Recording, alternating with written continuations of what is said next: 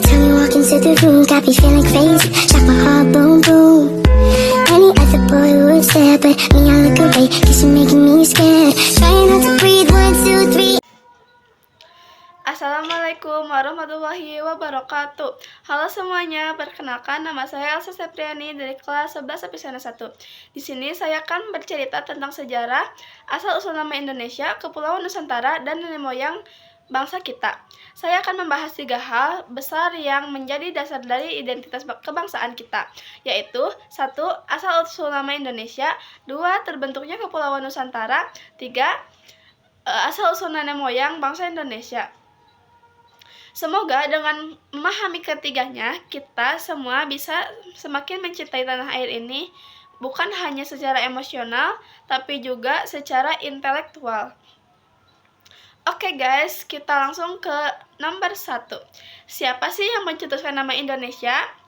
Sebelum nama Indonesia dikenal luas, negeri kita yang terdiri dari ribuan pulau ini telah lebih dulu dikenal oleh bangsa-bangsa asing dengan berbagai sebutan. Di bangsa Tiongkok menyebutnya Ninhai yang artinya Kepulauan Laut Selatan. Bangsa India menyebutnya Dwipantara yang berarti Kepulauan Seberang.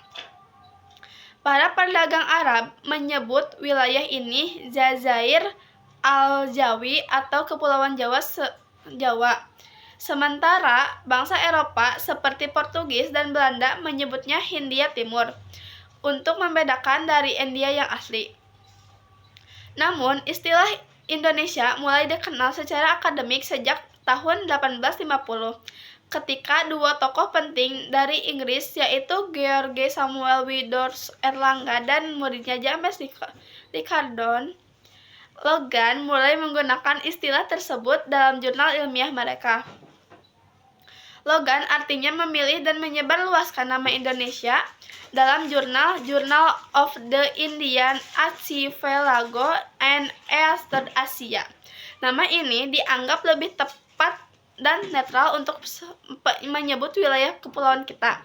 Kemudian nama ini semakin populer berkat Adolf Bastian, seorang etnolog Jerman yang menulis buku berjudul Indonesian Order in Islands Malaysia pada tahun 1884. Dan yang pertama kali menggunakan nama Indonesia secara politis sebagai identitas nasional adalah Ki Hajar Dewantara pada tahun 1913. Saat itu beliau mendirikan Biro First Indonesia Verbureus di Belanda bersama tokoh penggerak lainnya seperti Dr. Cipto Mangunkusumo dan Bung Hatta.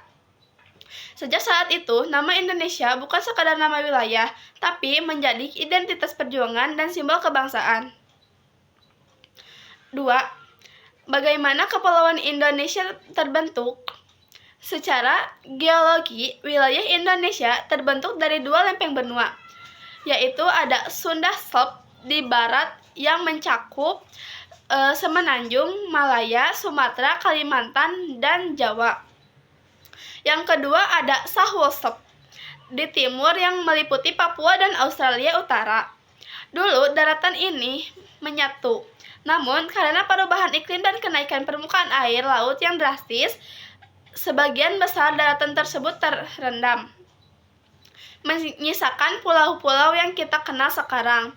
Selain itu, pergerakan lempeng tektonik selama jutaan tahun juga menyebabkan terbentuknya pegunungan, patahan, gunung berapi, dan lembah di seluruh Nusantara. Karena posisi Indonesia yang berada di cincin api Pasifik, wilayah ini menjadi salah satu kawasan geologi paling aktif di dunia. Asal-usul nama 5 pulau terbesar di Indonesia. Mari kita lihat bagaimana 5 pulau terbesar Indonesia mendapatkan namanya. 1. Sumatera, dikenal sebagai Swarnadwipa, bahasa Sanskerta yang berarti Pulau Emas. Nama ini muncul dalam prasasti Nalanda dari India pada abad ke-9. Seiring waktu, pengaruh kerajaan Samudra Pasai di Aceh menjadikan nama samudra populer. yang kemudian dieja oleh bangsa Eropa menjadi Sumatera. 2. Ada Jawa, disebut sebagai Jawa Dwipa yang berarti Pulau Makmur atau Pulau Padi. Nama ini muncul dalam kisah Ramayana dan catatan Tiongkok kuno. Ada pula yang mengaitkan dengan kata Jawawut, sejenis biji-bijian yang menjadi makanan pokok. Yang ketiga ada Kalimantan yang dikenal oleh bangsa asing sebagai Borneo. Berasal dari nama Kesultanan Brunei, namun nama Kalimantan diyakini berasal dari istilah Sanskerta Kalamantana, artinya pulau dengan cuaca panas. Suku Dayak menyebutnya Klemantan, yang kemudian diadopsi sebagai nama resmi oleh pemerintah Indonesia. Yang keempat ada Sulawesi yang disebut oleh Portugis disebut sebagai Celebes. Diduga berasal dari kata sula, yaitu pulau, dan besi, karena pulau ini kaya akan biji besi, terutama dari danau Patano. Ada pula teori bahwa kata Celebes muncul karena kesalahpahaman antara pelaut asing dan penduduk lokal saat pertama kali berinteraksi.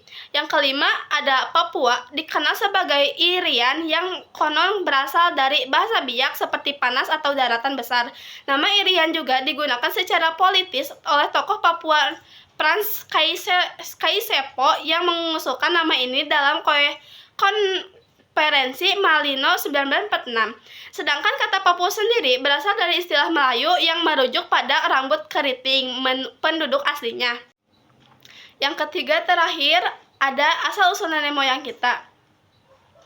Awal mulanya ada penduduk Homo erectus yang manusia purba sebelum adanya manusia modern Homo sapiens.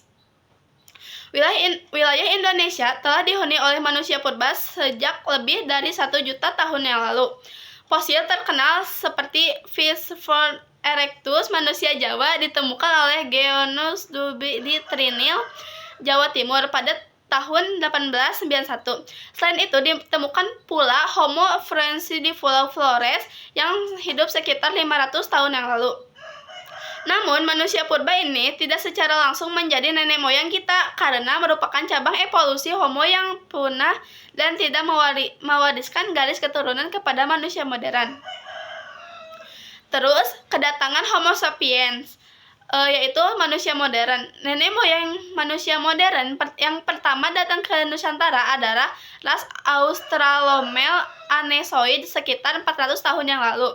Mereka berasal dari migrasi awal Homo sapiens keluar dari Amerika melalui jalur selatan, pantai India sampai Asia Tenggara, Papua, dan Australia.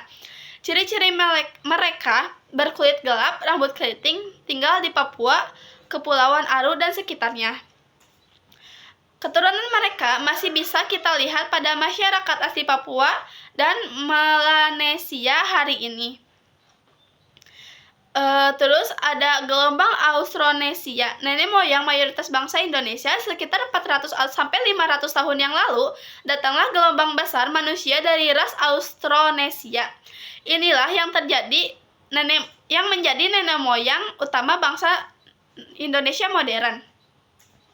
Asal-usulnya diduga berasal dari Taiwan, kemudian menyebar ke Filipina, Kalimantan, Sulawesi, lalu ke seluruh kepulauan Indonesia, sehingga ke Madagaskar di barat dan Pulau Paskah di timur. Ciri-cirinya kulit sawo matang, rambut lurus atau bergelombang, bertubuh sedang, kemampuan maritim yang tinggi. Ada beberapa warisan budaya bahasa Austronesia menjadi akar dari bahasa Indonesia dan bahasa daerah seperti Jawa, Sunda, Bugis, dan sebagainya. Sistem pertanian dan perdagangan, teknologi perahu dan navigasi laut, kepercayaan animisme dan Dianisme awal. Gelombang Australia ini menjadi pondasi etnis dan budaya bangsa Indonesia saat ini, terutama di wilayah barat dan tengah Indonesia. Pengaruh dan perkawinan budaya dengan bangsa lain. Setelah kedua ras utama tersebut menetap di Nusantara, bangsa Indonesia terus berkembang melalui interaksi budaya dan perdagangan internasional.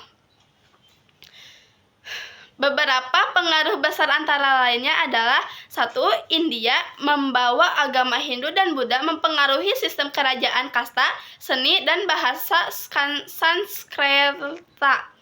2. Ada Arab dan Persia membawa agama Islam membentuk peradaban Islam Nusantara seperti Kesultanan Malaka, Demak, Goa, dan lain-lain. Yang ketiga ada Tiongkok, pengaruh budaya dan dari pedagang dan imigran, asimilasi dengan penduduk lokal seperti di Kalimantan Barat dan di pesisir utara Jawa. 4. Ada Eropa, kolonialisme Portugis, Belanda, Inggris, dan Spanyol memperkenalkan kekristenan, sistem pendidikan Barat, dan modernisasi pertahanan. Hasil kajian genetika modern, studi DNA terkini mengungkapkan bahwa genetik bangsa Indonesia adalah campuran yang kompleks dari gen Asia Timur, yaitu Austronesia, gen Melasia, gen pribumi, purba, Denisovan, khususnya di Papua, gen dari migran India, Arab, dan Tionghoa. Setiap daerah di Indonesia punya komposisi berbeda. Misalnya, Papua dan Nusa Tenggara Timur lebih banyak unsur melasoid, Sumatera dan Kalimantan lebih banyak campuran Austronesia dan Melayu, Bali dan Jawa banyak terpengaruh budaya India, Sulawesi, dan Maluku punya banyak persilangan etnis lokal dan asing. Jadi, nenek moyang bangsa Indonesia bukan berasal dari satu suku atau bangsa, melainkan manusia purba lokal tidak langsung menurunkan kita. Yang kedua, ras Melanesia, Austronesioid yang datang 400 tahun yang lalu. Dan yang ketiga, ras Austronesia dari Taiwan 4.000 tahun yang lalu. Inilah nenek moyang utama, kemudian bercampur dengan pengaruh India, Arab, Tiongkok, dan Eropa. Sejarah asal-usul bangsa Indonesia adalah kisah perjalanan panjang manusia lintas zaman dan benua. Dengan mengenal siapa nenek moyang kita belajar bahwa identitas manusia adalah hasil dari keberagaman, bukan keseragaman. Kita adalah bangsa pelaut, bangsa pedagang, bangsa yang terbuka terhadap ilmu, budaya, dan perubahan. Bangsa yang besar adalah bangsa yang menghargai sejarah dan asal-usulnya. Kata Bung Karno. Makna sejarah bagi kita hari ini, dari sejarah nama Indonesia terbentuknya kepulauan kita hingga akar nenek moyang, kita bisa belajar satu hal penting. Indonesia bukanlah negara yang lahir dalam semalam. Ia terbentuk oleh proses panjang, pergerakan alam, pertemuan budaya, perjuangan politik, dan pengorbanan tanpa akhir.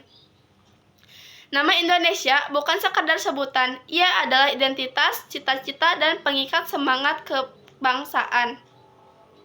Ia adalah janji bahwa dari Sabang sampai ke Merauke, kita adalah satu bangsa, satu tanah air, satu bahasa, Indonesia.